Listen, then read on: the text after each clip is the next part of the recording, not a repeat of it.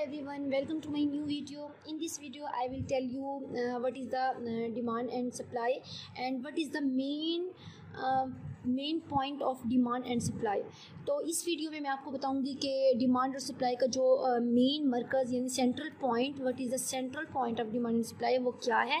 तो सबसे पहले आप देखें, यहाँ पे हमने प्राइस ले ली है। प्राइस जो है वो हमारी 2, 4, 6, 8, 10 और यहाँ पे हमने डिमांड ले ली है। डिमांड जो है वो हमारी प्राइस के साथ साथ आहिस्ता आहिस्ता अगर हमारी प्राइस बढ़ रही है तो डिमांड गिर जाएगी, और अगर हमारी प्राइस कम हो रही है तो डिमांड हमारी बढ़ जाएगी। तो आप यहाँ पे देख सकते हैं, जो हमारी प्राइस वो 2 थी, यहाँ पे डिमांड 10 है, और 4 थी 8 हो गई, और इसी तरीके से अब हम यहाँ पे ये 6, 4, 2 होती चली गई। और इसी तरीके से अब हम सप्लाई की तरफ जाएंगे। तो सप्लाई का आप ग्राफ देख रहे हैं, वो बढ़ रहा है, नीचे की तरफ जा रहा है और बढ़ता जा रहा है, और डिमांड का गिरता जा रहा है। ठीक है, उसके बाद हम जो है वो इसका ग्राफ बनाना शुरू करेंगे। तो ग्राफ को जो हमने ये देखें, हमने जो लिया है, इसका सेंट्रल पॉइंट हमने बताना है वो किस तरीके से है। तो यहाँ पे जो है हमने ये प्राइस ले ली है अपनी, ये हमारी प्राइस आ गई है, और ये जो है हमारा प्राइस का सारा ग्राफ है, आप देख रही हैं। जो हमारा डिमांड का था ग्राफ, वो हमने सबसे पहले ड्रॉ कर लिया है। तो इस तरीके से ये देखें, ये हमारा जो है डिमांड का ग्राफ था, जो कि यहाँ पे यूँ नीचे की तरफ आ गया है। इसका मतलब है डिमांड का ग्राफ जो है वो नीचे की तरफ जा रहा है, यानी गिर रहा है। प्राइस ऊपर बढ़ रही है और डिमांड गिर रही है। और इसी तरीके से अगर हम सप्लाई की बात करें, तो सप्लाई का जो ग्राफ है वो हमारा जो है वो बढ़ता चला जा रहा है। ये देखें, जब ये डिमांड गिर रही है और सप्लाई प्राइस बढ़ने के साथ साथ बढ़ रही है, तो इसके दरमियान में एक आ जाता है सेंट्रल पॉइंट। और सेंट्रल पॉइंट क्या है, ये देखें, आप यहाँ पे देख सकते हैं, ये जो है हमारा 4 और ये 6, ये जो हमारा आ गया है, ये डिमांड और सप्लाई का सेंट्रल पॉइंट आ गया है। और सेंट्रल पॉइंट जो है वो ये बात शो करता है कि डिमांड और सप्लाई एक हद तक जो है वो दरमियान में आके स्टे कर जाती है, रुक जाती है। ये हमारा सेंट्रल पॉइंट आ गया है। यहाँ पे हमने प्राइस रखी है और यहाँ पे हमने डिमांड रखी थी।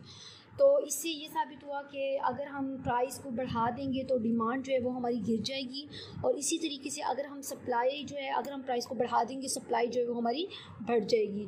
और सप्लाई का जो ग्राफ है वो बढ़ता बढ़ता बढ़ता बढ़ता, ये देखिए, आप देख रहे हैं, वो ऊपर की तरफ चला जाएगा। और इसी तरीके से जो डिमांड का जो है ग्राफ, और नीचे गिरता गिरता गिरता नीचे की तरफ वो माइनस में चला जाएगा। और इसी तरीके से इन दोनों के दरमियान हमें एक सेंट्रल पॉइंट मिल जाएगा।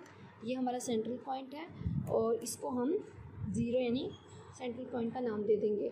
तो ये जो थी, ये हमारा बहुत ही इजी वे था डिमांड और सप्लाई का सेंट्रल पॉइंट फाइंड करने का।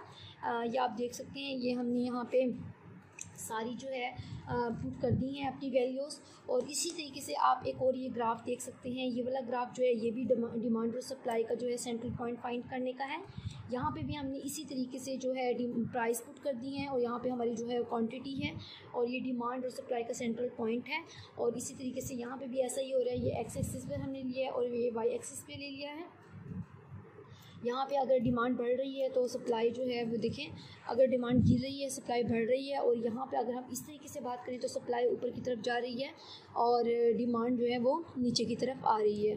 तो इसी तरीके से अगर हम इसका भी सेंट्रल पॉइंट मालूम करते हैं, तो इसी तरीके से हम जो है डिमांड के ग्राफ पर आ देंगे। ये देखें, ये हमने वैल्यूज़ पुट कर दी है 6 को 7 के साथ, ये 8, 12 और ये 12, 14 आ गया है। ठीक है, और अब हम इसका ग्राफ बनाएंगे, तो इसका ग्राफ जो है वो इस तरीके से हमें फाइंड हो जाएगा।